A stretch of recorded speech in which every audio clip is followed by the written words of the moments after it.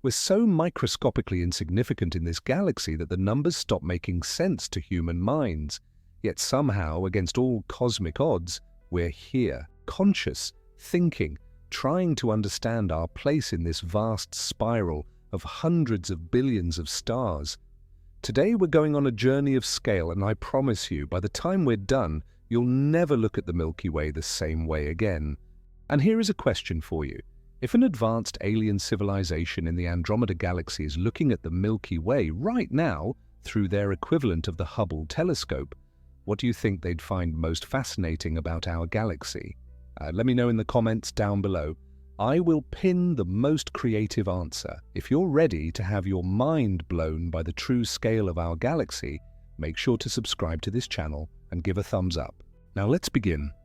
Let's start with something familiar and work our way up to the incomprehensible.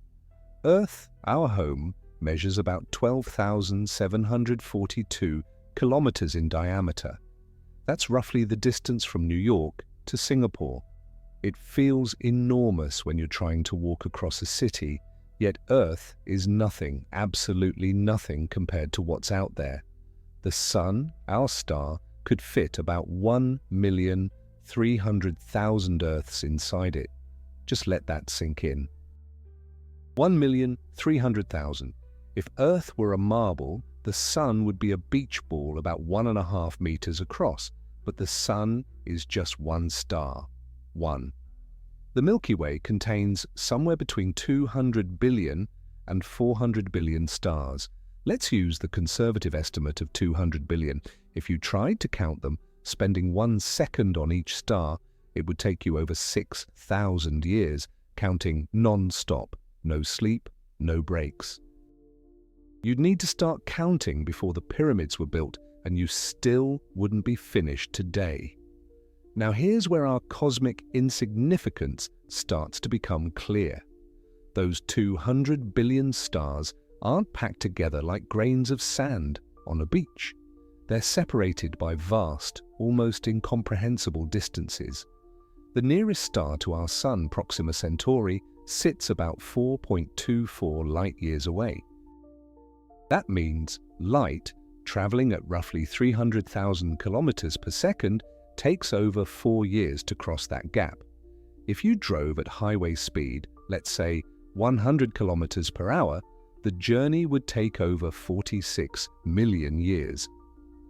The Voyager 1 spacecraft, launched in 1977 and now humanity's most distant object, is traveling at about 17 kilometers per second relative to the Sun. That's over 61,000 kilometers per hour, faster than any human-made object. Yet even at this incredible speed, Voyager 1 would take over 73,000 years to reach Proxima Centauri if it were headed in that direction, which it isn't. And Proxima Centauri is our closest stellar neighbor. Most stars in the Milky Way are far, far more distant. The Milky Way itself stretches about 100,000 light-years from edge to edge. To put that in perspective using our highway speed analogy, driving across the galaxy at 100 kilometers per hour would take roughly 1,076 billion years. The universe itself is only about 13.8 billion years old. You could start driving the moment the Big Bang happened, and you'd barely make a dent in the journey before the last stars in the universe burn out trillions of years in the future. But distance isn't even the most humbling part.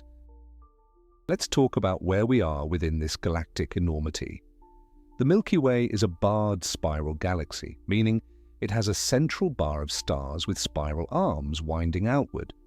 Our solar system sits in what's called the Orion Arm, sometimes called the Orion Spur, a minor spiral arm located about 26,000 light-years from the galactic center. We're not in the main action. We're in the suburbs. The cosmic equivalent of a small town off a minor highway, watching the universe from a distance. The Gaia Space Telescope, launched by the European Space Agency in 2013, has been mapping the positions and movements of over 1 billion stars in the Milky Way with unprecedented precision. Its data reveals that our solar system is moving through space at roughly 230 kilometers per second as it orbits the galactic center. At that speed, we complete one orbit around the galaxy every 225 to 250 million years, what astronomers call a galactic year. Think about that timescale. The last time our solar system was in its current position relative to the galaxy, dinosaurs hadn't evolved yet. When we complete our current orbit, Earth and everything on it could be entirely different. The continents will have shifted, new mountain ranges will have formed. Life will have evolved in ways we can't predict. Yet this mind-boggling timescale is just one rotation. The Milky Way has been spinning for over 13 billion years, meaning it's completed roughly 50 to 60 rotations since its formation. At the galactic center, about 26,000 light-years away, lurks something truly monstrous. Sagittarius A, a supermassive black hole, sits at the heart of our galaxy with a mass approximately 4 million times that of our Sun. The Event Horizon Telescope collaboration made history in 2022 when they released the first image of this cosmic giant, a glowing ring of superheated matter swirling around a dark center where space-time curves so severely that not even light can escape. This black hole's gravitational influence governs the motion of stars near the galactic core. The closest stars to Sagittarius A whip around at speeds exceeding 5,000 kilometers per second, about 2% the speed of light. One star, designated S2, completes an orbit around the black hole every 16 years, following an elliptical path that brings it to within 17 light-hours of the event horizon. By comparison, Neptune orbits our Sun at a distance of about 4 light-hours. These stars are dancing with death, experiencing gravitational forces and time dilation effects that would be lethal to any planets in orbit around them. Speaking of the incredible distances and barriers within our galaxy, if you're curious about why humanity will likely remain confined to this cosmic island forever, despite all our technological dreams of exploring beyond, check out my video "This is Why We Will Never Leave the Milky Way," where we examine the sobering physics that trap us here. The link is in the description and on the card above. For now, let's continue exploring just how small we are within this vast galactic prison. The galactic center region is nothing like our peaceful cosmic neighborhood. It's a violent, chaotic place where stars form at prodigious rates, supernovae explosions are common, and radiation levels would be instantly lethal to any Earth-like life. The central bulge of the Milky Way, spanning about 10,000 light-years, contains older, redder stars packed far more densely than in the spiral arms. In this region, the typical distance between stars might be only 1 light-year or less, compared to the 4+ light-years between stars in our solar neighborhood. This density has profound implications. If Earth orbited a star in the galactic bulge, our night sky would contain thousands of stars brighter than Venus appears to us. Some would be bright enough to cast shadows at night. The sky would never be truly dark. But this proximity also means gravitational interactions between stars would be far more common, potentially disrupting planetary orbits and making long-term stability of solar systems less likely. Our location in the quiet outskirts isn't just random. It might be one of the few places where complex life could evolve undisturbed over billions of years.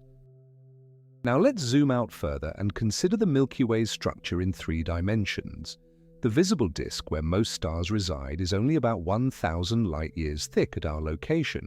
That sounds substantial until you remember the disk is 100,000 light-years across. If you scaled the Milky Way down to the thickness of a sheet of paper, it would stretch about 30 meters across. We live inside a cosmic pancake, and our position within it determines what we see when we look up. When you observe the Milky Way band across the night sky, you're looking along the plane of this disk, seeing the combined light of billions of stars. Look perpendicular to the plane and you see far fewer stars gazing out into intergalactic space beyond our galaxy. This perspective has shaped human astronomy for millennia. Ancient cultures created myths about the Milky Way, often describing it as a river or path. They had no idea they were seeing their home galaxy from inside. The disk isn't alone. Surrounding it is the galactic halo, a roughly spherical region extending perhaps 150,000 light-years from the galactic center. This halo contains globular clusters, ancient spherical collections of stars, some containing over 1 million individual suns, packed into regions only 100 light-years or so across. The Milky Way has about 150 known globular clusters, and they're among the oldest objects in the galaxy, with ages approaching 13 billion years. These globular clusters tell us about the Milky Way's formation. They likely formed early in the galaxy's history and have been orbiting ever since, following elliptical paths that carry them high above and below the galactic disk. The stars in globular clusters are metal-poor, meaning they contain fewer elements heavier than hydrogen and helium because they formed before many generations of stars had lived and died, enriching the interstellar medium with heavy elements through supernova explosions. This chemical enrichment process connects us directly to the galaxy's history. The atoms in your body, the carbon, nitrogen, oxygen, iron, and all the rest, were forged in the cores of massive stars and scattered into space when those stars exploded. Our Sun and our solar system formed from a cloud of gas enriched by countless previous stellar generations. We are, quite literally, made of stardust. The galaxy is not just our home, it's our creator. The galactic disk itself contains structure beyond just spiral arms. The European Space Agency's Gaia mission has revealed that the disk isn't smooth but rippled, like waves in a pond. These ripples might have been caused by a small galaxy passing through the Milky Way hundreds of millions of years ago, disturbing the disk's equilibrium. The galaxy is still ringing like a bell from this ancient collision, and mapping these ripples helps astronomers understand the Milky Way's past interactions with neighboring galaxies. Dark matter adds another layer to our galaxy's structure, one we can't see but know must be there. The stars in the Milky Way's outer regions orbit far too quickly to be held in place by the gravity of visible matter alone. Either our understanding of gravity is wrong, or there's about 5 to 6 times more mass in the galaxy than we can observe directly. This invisible mass, dark matter, forms a vast halo extending perhaps 600,000 light-years from the galactic center, far beyond the visible stars. The exact nature of dark matter remains one of physics' greatest mysteries. It doesn't interact with light, doesn't emit radiation we can detect, and passes through ordinary matter, almost without interaction. Yet its gravitational effects are undeniable. Rotation curves of the galaxy, measurements of how far stars orbit at different distances from the center, provide the smoking gun. Without dark matter, the outer stars should orbit much more slowly than observed, following the same laws that govern planetary orbits. Instead, they maintain high speeds, indicating far more mass than we can see. The Milky Way's total mass, including dark matter, is estimated at around 1 trillion to 1.5 trillion times the mass of our Sun. Of this, only about 10% is in the form of stars. Another few percent consists of gas and dust in the interstellar medium. The rest, roughly 85%, is dark matter, providing the gravitational scaffolding that holds the galaxy together but remaining utterly mysterious despite decades of searching for dark matter particles in experiments deep underground and at particle accelerators. Now let's bring this back to human scale and truly appreciate our cosmic insignificance. The average human body contains roughly 7 octillion atoms. That's 7 followed by 27 zeros. Seems like a lot. But the Milky Way contains approximately 100 billion stars, and if we estimate conservatively that the average star has a mass similar to our Sun, and we calculate the number of atoms in all those stars plus the interstellar gas, we get a number around 10 to the 68th power. That's 1, followed by 68 zeros. The ratio between all the atoms in the Milky Way and the atoms in your body is roughly the same as the ratio between all the atoms in your body and about 100 atoms. You, personally, are to the Milky Way what 100 atoms are to you. 100 atoms wouldn't even form a single small molecule of the proteins that make up your cells. You wouldn't notice gaining or losing 100 atoms. You couldn't see them, couldn't detect their presence or absence. That's how insignificant our entire existence is on the galactic scale. And yet here you are, conscious, thinking, trying to understand something billions upon billions of times larger than yourself. Earth's total mass is about 6 times 10 to the 24th kilograms. The Milky Way's mass is roughly 10 to the 42nd kilograms, including dark matter. Earth represents about 1/10 trillion trillionth of the galaxy's mass. If the Milky Way were a human body weighing 70 kilograms, Earth would weigh about 7 picograms, roughly the mass of a single human cell. And remember, most of Earth's mass is rock and iron. The biosphere, all life on Earth combined, represents only about 550 billion tons, or roughly 1/10 millionth of Earth's mass. This means all life on Earth, every human, animal, plant, bacterium, every organism that's ever lived, represents about 1/10 trillion trillionth of the Milky Way's mass. We're not even a rounding error. We're a rounding error's rounding error. The galaxy could lose Earth, our entire solar system, even 1,000 solar systems, and it wouldn't notice. The gravitational effect would be utterly negligible. The galaxy would continue its slow rotation, completely unchanged. But here's what makes this humbling reality also strangely uplifting. Despite being essentially nothing on the galactic scale, we can understand the galaxy. Human minds evolved on this insignificant speck can measure the Milky Way's size, map its structure, determine its mass, trace its history, and predict its future. We can calculate how many stars it contains, how fast it rotates, and what will happen when it collides with Andromeda in about 4 to 5 billion years. We're infinitesimal, yet we can comprehend the infinite. The tools we've built to study the galaxy are themselves testament to what tiny beings can achieve. The Hubble Space Telescope, launched in 1990, has observed stars across the Milky Way and beyond, revealing details about stellar evolution, star-forming regions, and the galaxy's structure. The James Webb Space Telescope, operational since 2022, peers through cosmic dust to see regions of star formation hidden from visible light. The Chandra X-ray Observatory detects high-energy phenomena around the galactic center. The Fermi Gamma Ray Space Telescope maps gamma-ray sources throughout the galaxy. Ground-based facilities contribute as well. The Very Large Telescope Array in Chile, the Keck telescopes in Hawaii, the upcoming Extremely Large Telescope, each pushes the boundaries of what we can observe.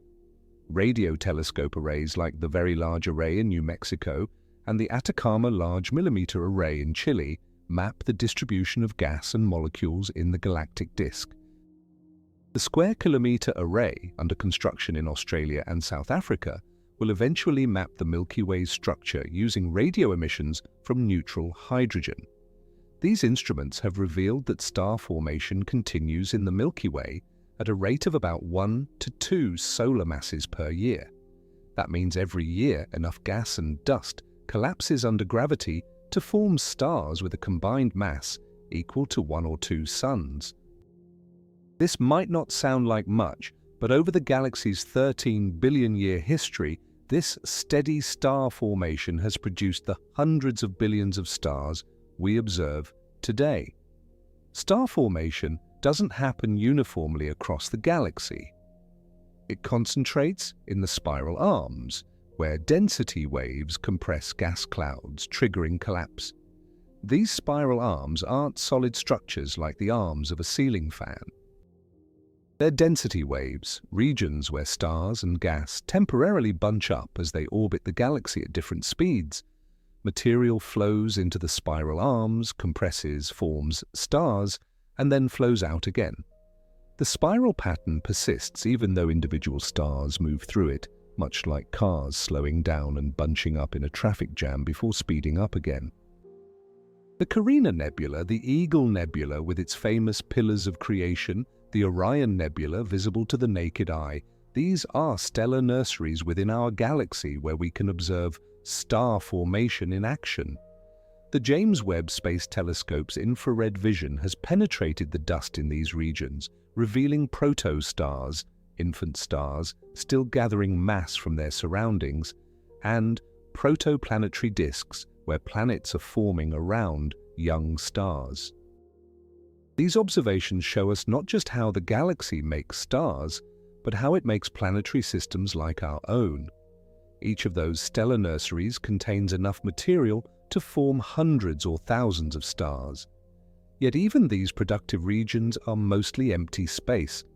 The densest molecular clouds where star formation occurs contain roughly 10,000 to 1 million particles per cubic centimeter. That sounds dense until you realize Earth's atmosphere at sea level contains roughly 30 quintillion particles per cubic centimeter. Even the densest star-forming regions in the galaxy would count as a superb vacuum by laboratory standards.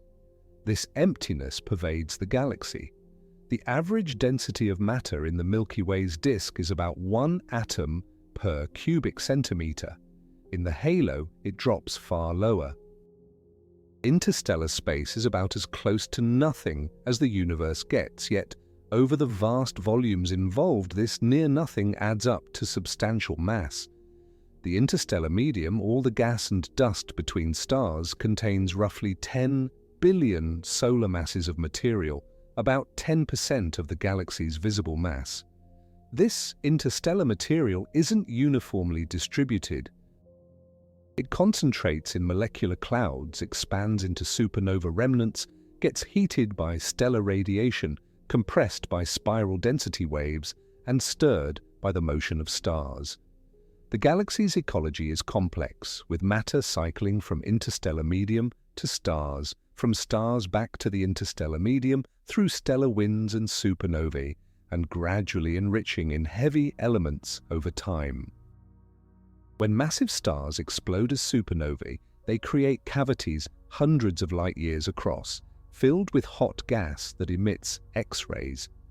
These superbubbles can merge, creating even larger structures. The Sun and our solar system currently reside in what's called the local bubble, a region about 1,000 light-years across, where the gas density is particularly low, only about 1/10 the average density.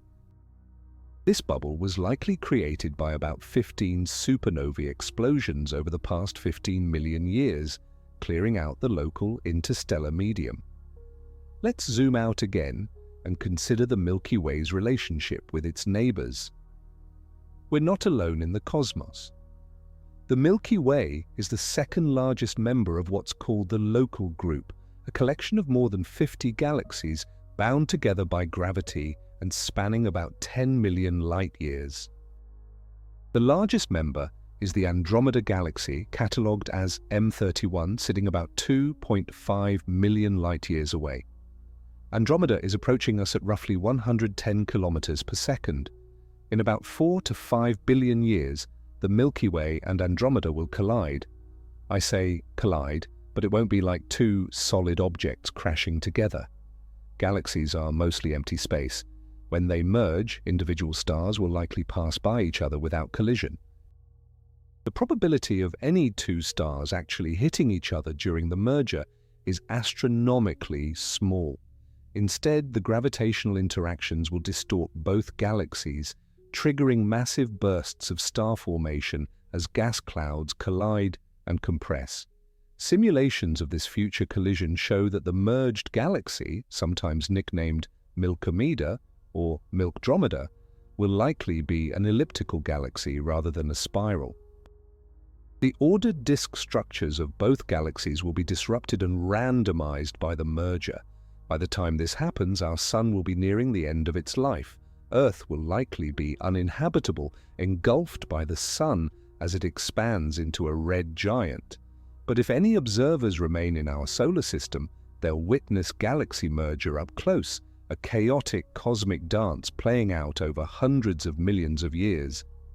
The local group contains other notable members beyond the Milky Way and Andromeda.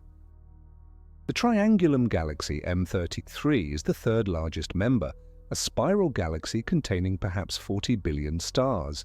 Then come dozens of smaller dwarf galaxies orbiting the Milky Way and Andromeda-like satellites. The large and small Magellanic Clouds, visible from Earth's southern hemisphere, are irregular dwarf galaxies orbiting our galaxy.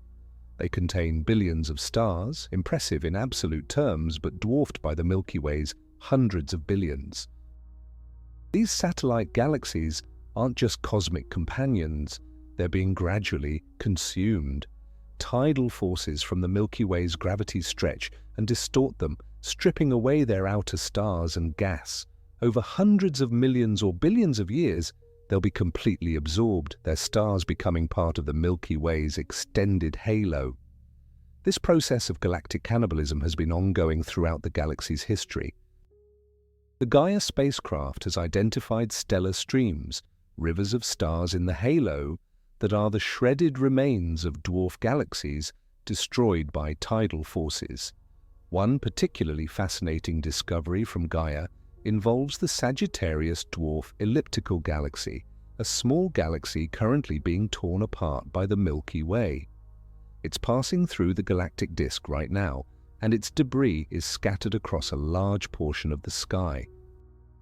Some of the stars we see above us at night might actually be refugees from this dying galaxy, intruders that originated outside the Milky Way but are now becoming part of it.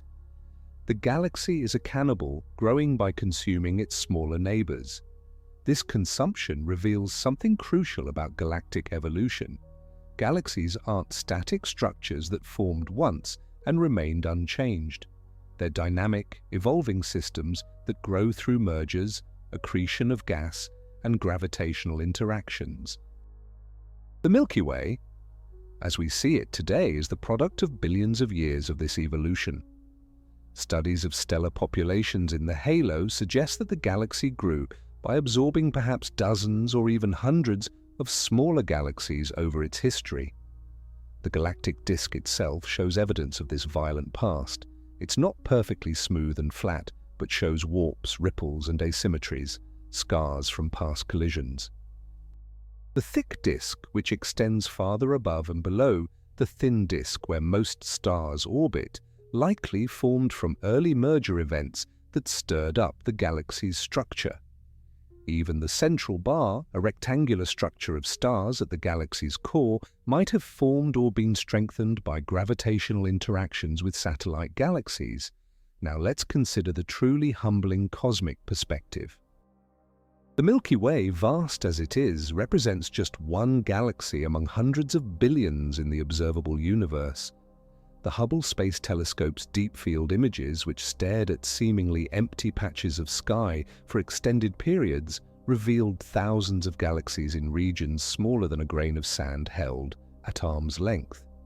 Nearly every fuzzy blob in these images is an entire galaxy containing billions or hundreds of billions of stars.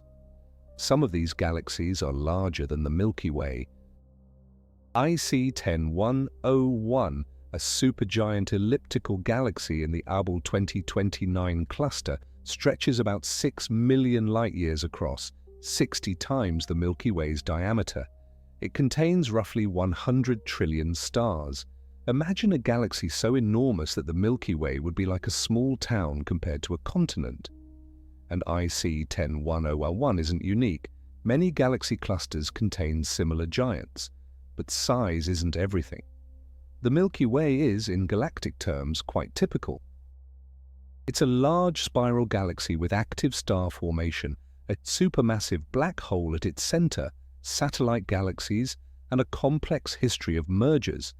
Astronomers classify it as an SBBC galaxy, a barred spiral with moderately wound arms and moderate star formation. There's nothing particularly special or unusual about our galactic home. It's a representative example of its type, one of billions of similar galaxies. This ordinariness is actually profound. It means that studying the Milky Way in detail, which we can do because we're inside it, tells us about spiral galaxies throughout the universe. Every measurement we make, every structure we map, every process we observe likely occurs in countless other galaxies. The Milky Way is a Rosetta Stone for understanding galactic physics everywhere. Yet despite this ordinariness, despite being one among billions, despite being so vast that Earth is utterly insignificant within it, the Milky Way is our home. Every human who ever lived, every civilization that ever rose and fell, every thought ever thought, every discovery ever made, all happened within one tiny solar system in the outer suburbs of this one galaxy. Human history, with all its drama and significance to us, occupies less than 1/10,000th of a galactic year and affects less than 1/trillionth of the galaxy's volume. The atoms in your body have traveled an epic journey to assemble into you. They formed in stars, some perhaps in the early generations of stars in the Milky Way's history, over 10 billion years ago. Those stars lived out their lives, fused lighter elements into heavier ones, and then died, some in spectacular supernova explosions that scattered their enriched material into the interstellar medium. That material drifted through space, perhaps for billions of years, until it found itself in a molecular cloud that began to collapse 5 billion years ago. That collapse formed our Sun and solar system. The rocky material accreted into planets, including Earth. Geological processes mixed and concentrated elements. Eventually, biological evolution began, leading through countless generations to you. The carbon in your DNA, the iron in your blood, the calcium in your bones, all were forged in stellar cores, scattered by supernovae, and recycled through the galactic ecosystem before ending up in your body. You are, quite literally, the galaxy experiencing itself, a brief arrangement of galactic material that has achieved consciousness. This connection to the galaxy isn't just poetic, it's physical and traceable. Nuclear physics tells us which elements form in which types of stars. Supernovae produce the heaviest elements, including the gold and uranium in Earth's crust. Intermediate mass stars produce carbon and nitrogen. The oxygen you breathe came from massive stars that lived and died before the Sun formed. Every element heavier than helium in your body was created in stellar furnaces and distributed through the galaxy. The Milky Way is thus not just our spatial home, but our origin. We wouldn't exist without the galaxy's 13 billion years of chemical enrichment. The first stars contained only hydrogen and helium from the Big Bang. They couldn't have rocky planets or organic chemistry. Only after several generations of stellar death and rebirth did the galaxy accumulate enough heavy elements for planets like Earth to form, and for life, as we know it, to emerge. Astronomers call this the metallicity gradient, the observation that older stars contain fewer heavy elements than younger stars. By studying stellar metallicity, we can trace the galaxy's chemical evolution over time. The Sun's metallicity is roughly typical for a star in its location and age, containing about 2% heavy elements by mass. Stars in the galactic bulge, older on average, tend to have lower metallicity. Stars in stellar nurseries forming today have even higher metallicity, enriched by an additional 5 billion years of stellar death and recycling since the Sun formed. This ongoing enrichment means the galaxy's composition is constantly changing. In the future, assuming star formation continues, the interstellar medium will become even more enriched in heavy elements.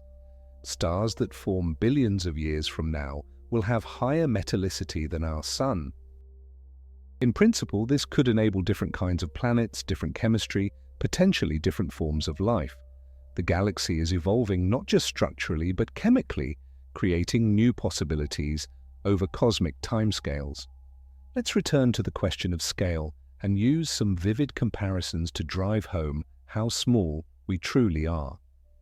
If you represented the Milky Way as a city the size of Los Angeles, roughly 1,400 square kilometers, Earth would be smaller than a single bacterium. You couldn't see it with the naked eye. You'd need a microscope just to detect Earth's presence in this cosmic city. And Earth is enormous compared to you. In this scale model, you wouldn't exist. The human body would be so small that atoms themselves would be invisible. Another way to grasp the scale, if you could travel at the speed of light, about 300,000 kilometers per second, it would still take you 100,000 years to cross the galaxy from edge to edge. Light itself, the fastest thing in the universe, takes 100 millennia to traverse the Milky Way. The galaxy is so large that even at the ultimate cosmic speed limit, crossing it requires timescales longer than human civilization has existed. The Andromeda galaxy, our nearest large galactic neighbor, sits 2.5 million light-years away. Light leaving Andromeda today was emitted when our earliest human ancestors were just beginning to walk upright on the African savanna. The light entering your eye when you observe Andromeda through a telescope is ancient, having traveled through space for longer than humans have existed as a species. Yet Andromeda is among our closest galactic neighbors. Most galaxies are far, far more distant. The cosmic perspective forces us to confront not just spatial scales but temporal ones. The Milky Way has existed for roughly 13 billion years, forming just a few hundred million years after the Big Bang.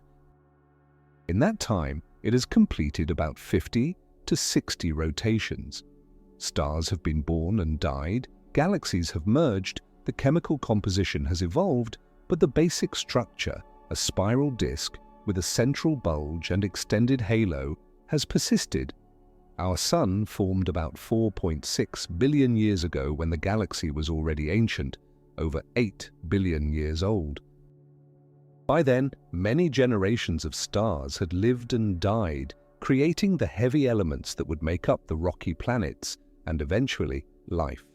Earth formed shortly after the Sun, and the first life appeared within a billion years or so. Complex life took billions of years longer, and humans emerged only in the last few 100,000 years. On the cosmic timescale, human civilization is incomprehensibly brief.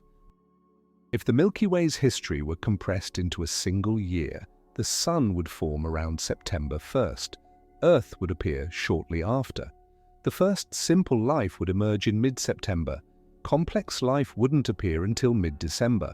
Dinosaurs would evolve on December 26th and go extinct on December 30th.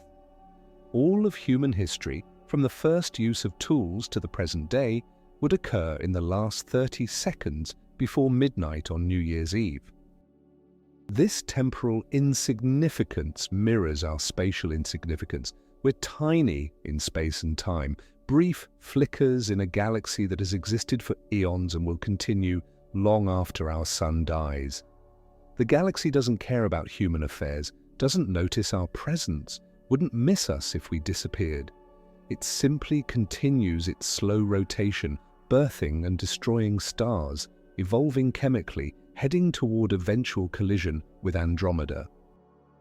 Yet despite this cosmic indifference, despite our utter insignificance on galactic scales, we matter. We matter because we're conscious, because we can experience the universe, because we can understand our place within it. The galaxy might be vast, but it's not aware of its own vastness. You are. The galaxy might be ancient, but it doesn't remember its history.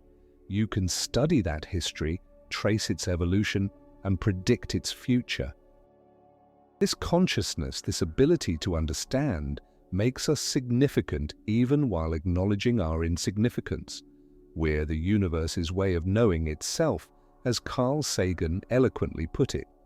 The atoms in your body, forged in stellar cores, have organized themselves through billions of years of cosmic and biological evolution into a structure capable of contemplating the cosmos. That's remarkable. That's worth celebrating, even while recognizing how small we are. The Milky Way contains roughly 200 billion stars.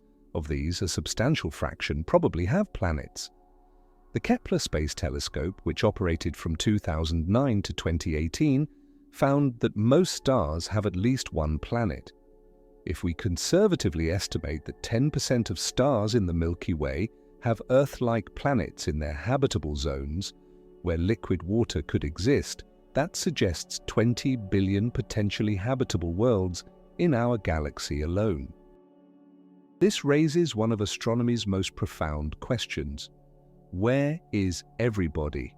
If the galaxy contains billions of potentially habitable worlds, and if life arises readily where conditions permit, the Milky Way should be teeming with civilizations.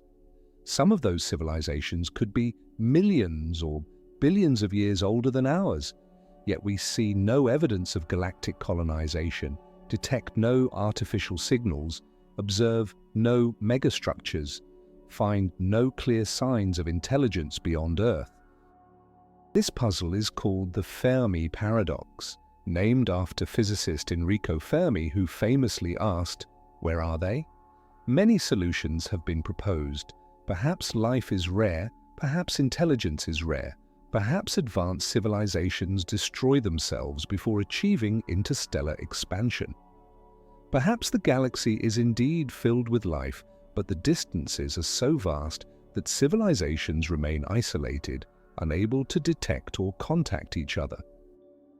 Perhaps we're early, among the first civilizations to emerge in the galaxy's history. Perhaps advanced civilizations deliberately avoid contact. Perhaps they're here, but we don't recognize their presence. The scale of the Milky Way contributes to this paradox. If civilizations arise rarely, say 1 per million stars, there could still be hundreds of thousands of civilizations in the galaxy. But they'd be separated by thousands of light years on average, making detection and communication extraordinarily difficult. Radio signals travel at light speed, so even if we detected a signal from a civilization 3,000 light years away, our reply would take 3,000 years to arrive. Any conversation would span millennia. SETI, the search for extraterrestrial intelligence, scans the sky looking for artificial signals, focusing on frequencies where natural cosmic noise is minimal. Decades of searching have yielded no confirmed detections. This null result is actually informative. It tells us that if advanced civilizations exist in the Milky Way, they're not broadcasting powerful radio signals in all directions constantly. They might not exist at all, might be very rare, might use communication methods we don't recognize, or might be deliberately quiet. The vastness of the galaxy works against easy detection. We've surveyed only a tiny fraction of the sky in only certain frequency ranges. The number of stars we've examined in detail for possible technosignatures, signs of technology, is minuscule compared to the galaxy's hundreds of billions of stars. A comprehensive search would require observing billions of stars across all wavelengths over extended periods. We've barely begun such a search. Meanwhile, our understanding of the Milky Way continues to deepen. The European Space Agency's Gaia mission is revolutionizing galactic astronomy by precisely measuring the positions, distances, and motions of over 1 billion stars, about 0.5% of the galaxy's stellar population. This data allows astronomers to map the Milky Way's structure in unprecedented detail, revealing streams of stars from disrupted dwarf galaxies, detecting subtle ripples in the galactic disk, and measuring how different stellar populations move. Gaia's discoveries include the realization that the Milky Way's disk is not flat, but warped, particularly in the outer regions. The cause of this warping might be gravitational interactions with satellite galaxies, or possibly the dark matter halo's uneven distribution. Gaia has also shown that the galactic disk has been growing by accreting gas from the surrounding medium, adding mass over time, and possibly explaining why star formation continues billions of years after the galaxy's formation. One of Gaia's most fascinating findings involves the galaxy's stellar archaeology. By measuring precise stellar positions and chemical compositions, astronomers can identify stars born together in the same molecular cloud billions of years ago, even though they've since drifted apart and now orbit in different parts of the galaxy. These stellar siblings tell us about conditions in the ancient Milky Way, helping reconstruct the galaxy's formation history. We've learned that the Milky Way didn't form all at once. The central bulge and halo formed first, through the merger of smaller proto-galaxies. The disk assembled later as gas settled into a rotating plane. Star formation history hasn't been constant. Periods of intense activity alternated with quieter eras, possibly triggered by merger events. The galaxy we see today is the accumulated result of 13 billion years of chaotic, violent evolution. Looking to the future, the Milky Way will continue evolving. Star formation will eventually slow and stop as the galaxy exhausts its gas supply. Some gas will be incorporated into stars, some will be ejected by supernova winds, some will be locked up in stellar remnants, white dwarfs, neutron stars, black holes. In about 100 billion years, assuming no new gas is added, star formation will cease entirely. The galaxy will become a collection of long-lived red dwarf stars, white dwarfs, neutron stars, and black holes.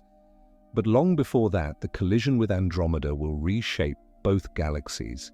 Simulations show that the merger will take several billion years to complete, with the galaxies passing through each other, swinging back, and gradually spiraling together.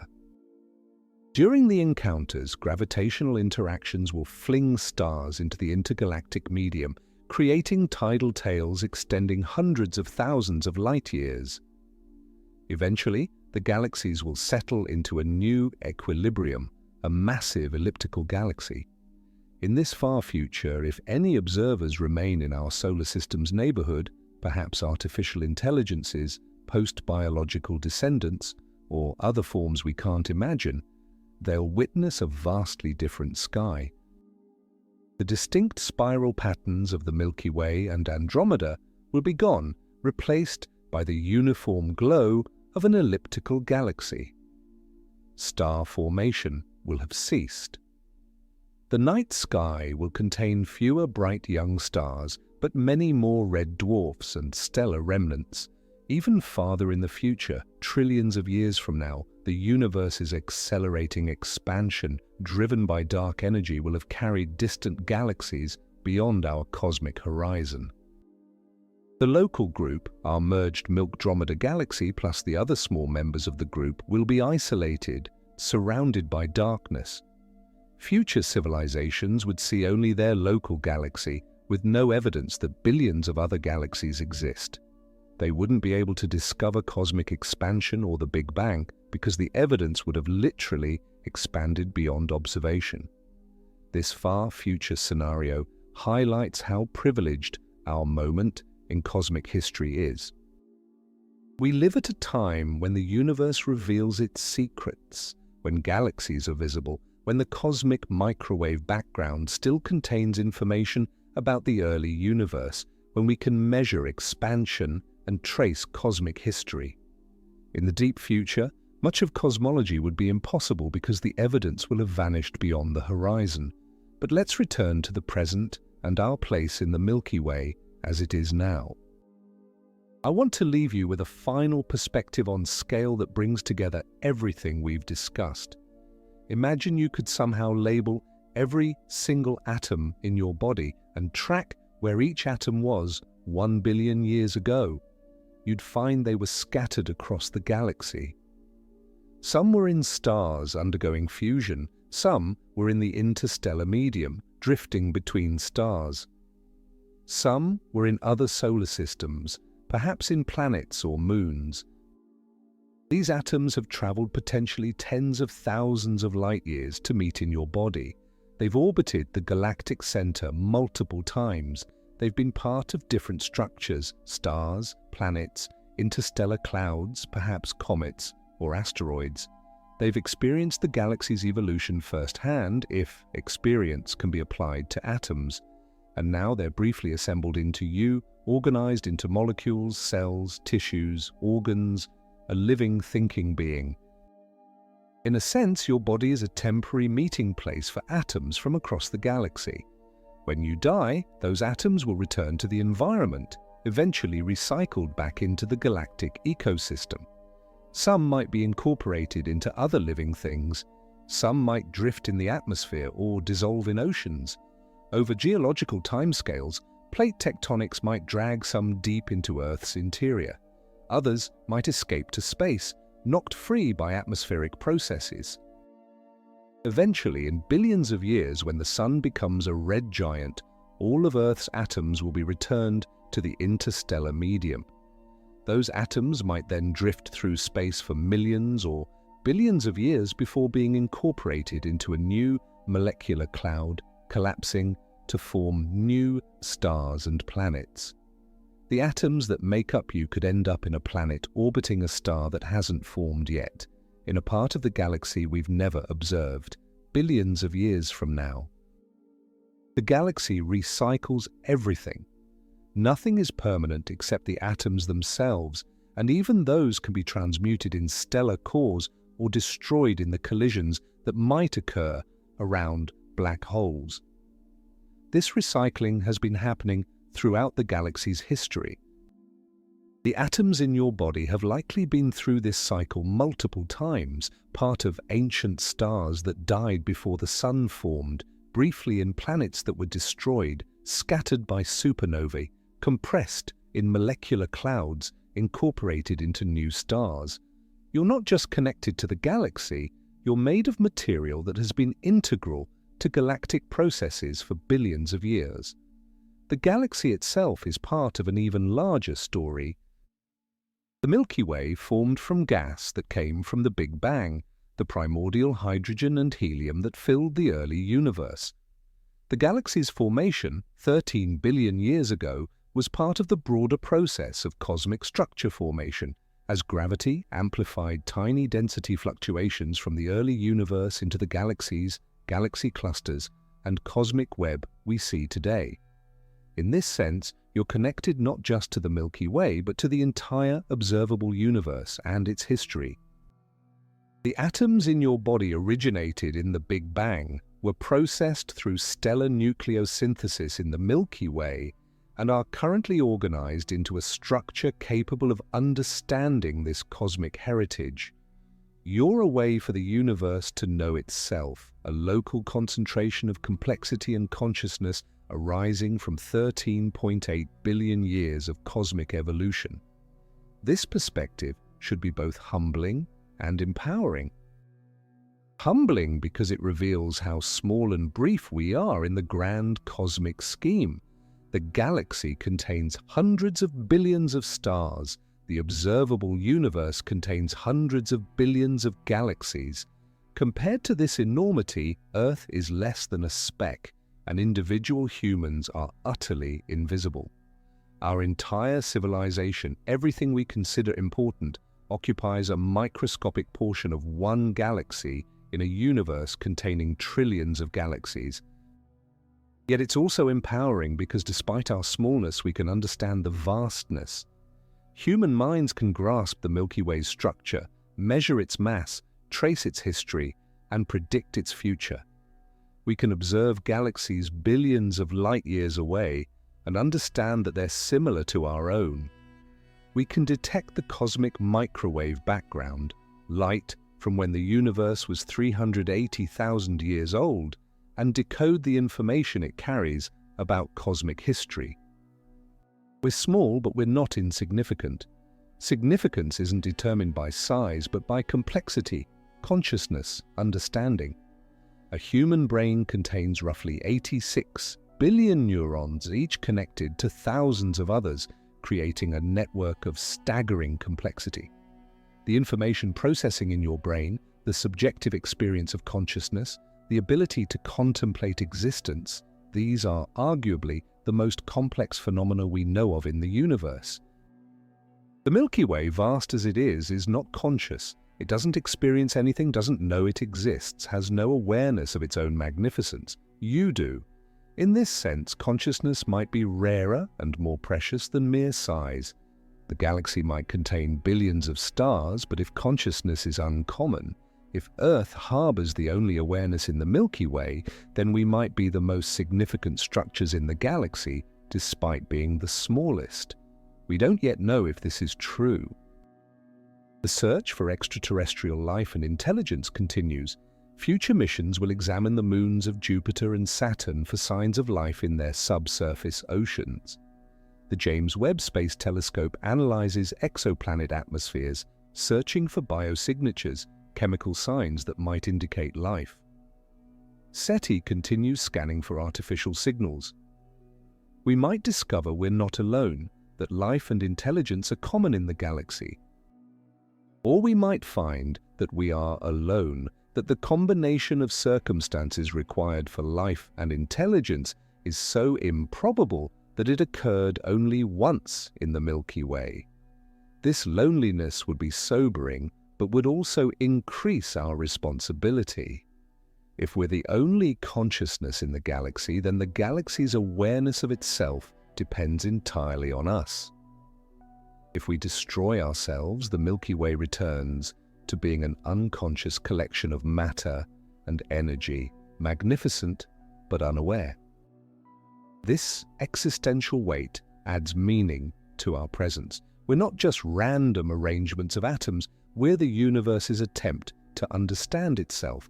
Every scientific discovery, every artistic creation, every moment of wonder when you look at the stars, these are the universe experiencing existence through us. The galaxy might be enormous, but without consciousness, that enormity means nothing. Meaning requires minds to contemplate, and as far as we know, Earth provides the only minds in this part of the cosmos. As we conclude this journey through scale, I want to emphasize something crucial. Understanding our cosmic insignificance doesn't diminish life's meaning, quite the opposite. The fact that we exist at all, given the vast improbability of our particular arrangement of atoms, given the countless contingencies required for life to arise and evolve into conscious beings, makes existence more precious, not less. You're here, now, alive and aware, able to contemplate the Milky Way and your place within it. That's extraordinary. The atoms in your body have journeyed across the galaxy over billions of years to be assembled into you at this exact moment in cosmic history. The odds against your particular existence are astronomical. If any of countless factors had been different, you wouldn't be here, yet here you are. This improbability should inspire gratitude and wonder. You've won the cosmic lottery simply by existing. You get to experience the universe, to see stars, to think about galaxies, to love and create and explore. The galaxy doesn't care that you exist, but that indifference doesn't diminish the value of your existence. You care that you exist. The people you love care. That caring is what creates meaning in an otherwise indifferent universe. The Milky Way will continue its slow rotation long after you're gone, after human civilization has ended, after Earth itself is destroyed by the sun's red giant expansion. But right now, at this moment, you're part of this galactic story. Your atoms are temporarily organized into a structure capable of appreciating the galaxy's beauty. That's worth something. That's worth a lot. When you look up at the Milky Way on a clear, dark night, remember that you're seeing your home from inside. Every star, every nebula, every cosmic structure you observe is part of the galaxy that created you. You're not separate from the Milky Way, looking at it from outside. You're embedded within it, made of its material. a local expression of its complexity. You are the galaxy looking at itself. This perspective transforms how we think about our place in the cosmos. We're not lonely specks on an insignificant planet in an obscure corner of the galaxy. We're the galaxy's neurons, scattered points of awareness through which it experiences existence. Just as your consciousness emerges from billions of neurons in your brain, perhaps galactic consciousness, if such a thing exists, emerges from billions of aware beings across the galaxy. This might sound like mysticism, but it's grounded in physics. Consciousness arises from complex information processing in structured matter. The human brain achieves this through neurons and synapses. In principle, any sufficiently complex information processing system could give rise to consciousness. If advanced civilizations exist throughout the galaxy, and if they're connected through communication networks spanning stellar distances, could the galaxy itself become aware in some sense? We don't know.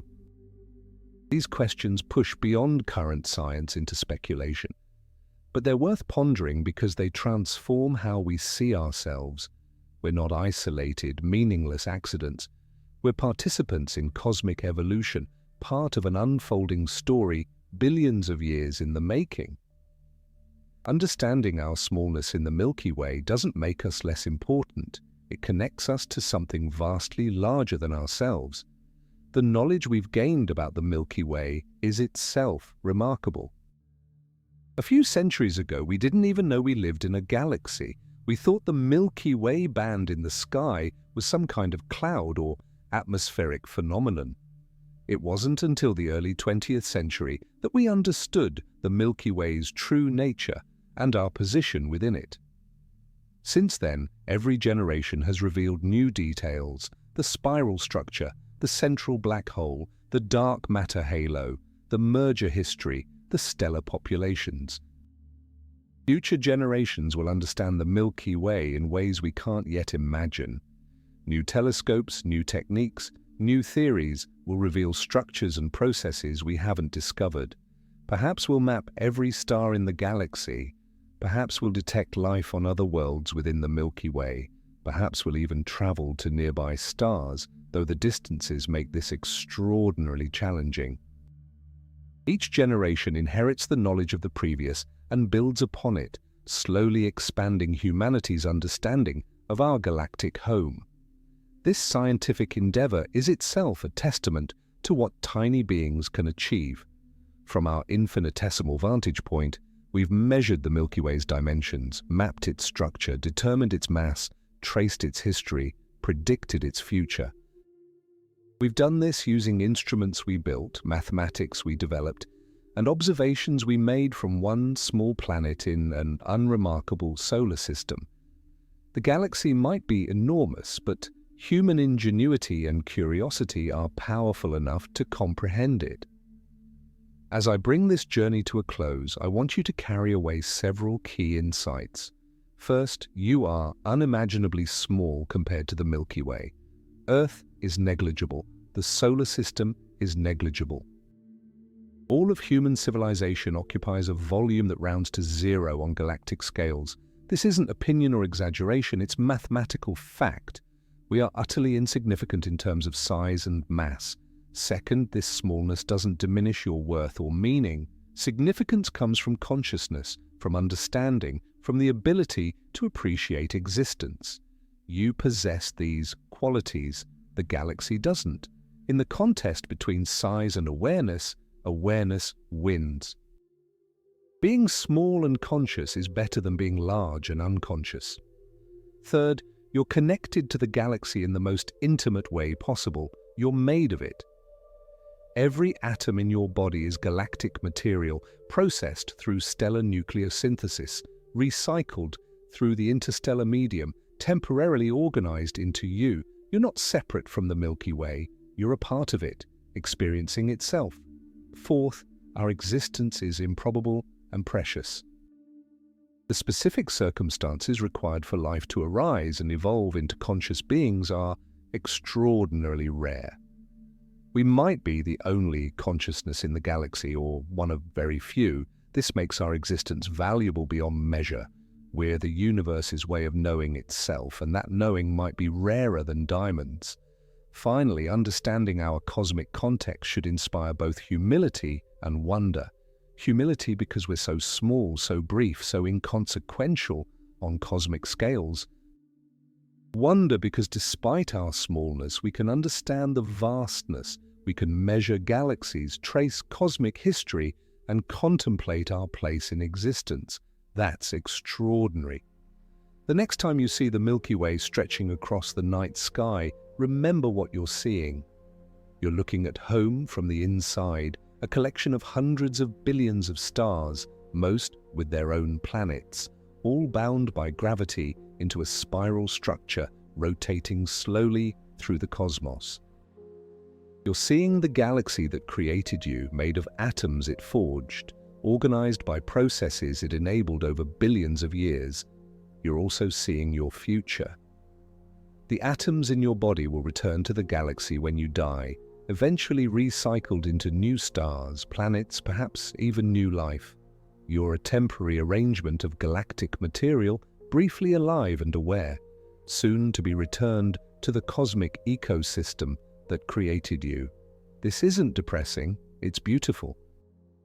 You're part of an eternal cycle, connected to everything that came before and everything that will come after. Thank you for joining me on this journey through scale and perspective. I hope you now see the Milky Way differently, not just as a beautiful band of light in the sky, but as your home, your origin, your context. You're microscopically small within it, yet you're capable of understanding it. That paradox defines what it means to be human, tiny but aware, insignificant but meaning-making, small but connected to something vast. Keep looking up at the stars, keep asking questions about your place in the cosmos, keep learning about the galaxy that made you possible, and remember, you're made of stardust born from the Milky Way, temporarily aware, briefly alive, cosmically insignificant, yet profoundly meaningful. You're the universe contemplating itself, and there's nothing more remarkable than that. The Milky Way is vast beyond comprehension, ancient beyond imagination, and utterly indifferent to your existence. But you're not indifferent to it. You can see its beauty, understand its structure, appreciate its magnificence. That awareness, that consciousness, that ability to care, that's what makes you matter in a universe that doesn't care. You're small, yes, impossibly small. But you're also awake in a sleeping cosmos, and that makes all the difference. If you enjoyed this video, I am sure you will love this other video on the left side of the screen. How big is the universe compared to the Milky Way? Discover how the Milky Way, as vast as it is just a little speck. Why even counting every grain of sand on Earth wouldn't match the number of stars in the cosmos, and much more. See you there.